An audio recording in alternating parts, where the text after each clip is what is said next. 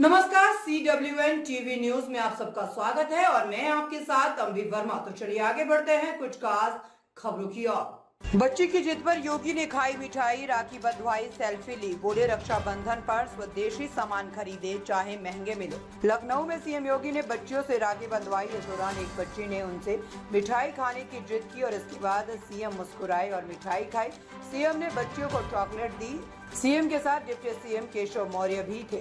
उन्होंने भी राखी बंधवाई और बच्चियों को पैसे दिए। योगी शुक्रवार को काकोरी एक्शन शताब्दी समापन समारोह में केशव मौर्य के साथ पहुंचे थे। उन्होंने अमेरिका टैरिफ का जिक्र किए बिना ही कहा कि अगर हम विदेशी वस्तुएं खरीदेंगे तो वह पैसा कहीं न कहीं आतंकवाद और नक्सलवाद को बढ़ावा देता है, इसीलिए हमें स्वदेशी वस्तुएं ही खरीदनी चाहिए।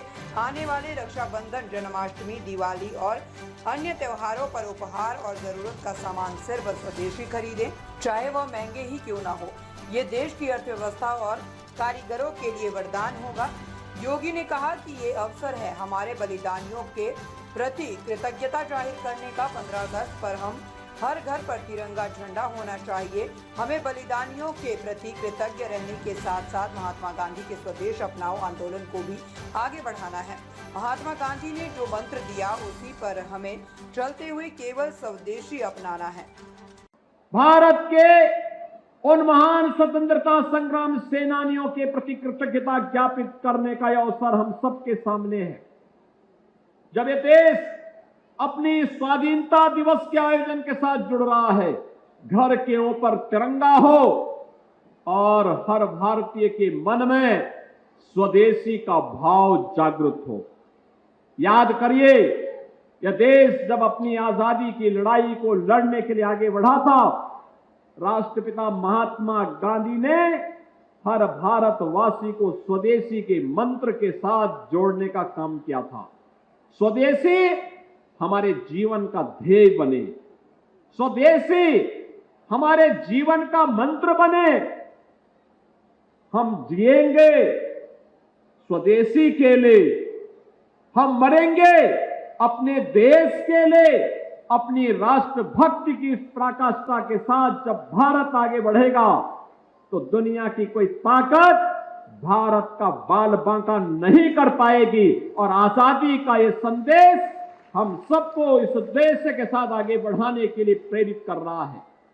बार बार मैं आपका आह्वान करूंगा, बहनों और भाइयों, जब हम कोई स्वदेशी वस्तु खरीदते हैं, पर्व और त्योहारों की परंपरा प्रारंभ हो रही है और पर्व और त्योहारों की इस परंपरा में हम स्वदेशी वस्तु खरीदते हैं तो हमारे हस्तशिल्पी और कारीगर काम पाते हैं। उसका जो पैसा हम देते हैं वह हस्तशिल्पी, कारीगर और हमारे उद्यमियों के पास जाता है। जो उनके पास जाएगा वह देश के विकास में ही खर्च होगा, वह देश के विकास में खर्च होगा, देश के उत्थान में खर्च होगा, देश की समृद्धि में ही वह पैसा लगेगा।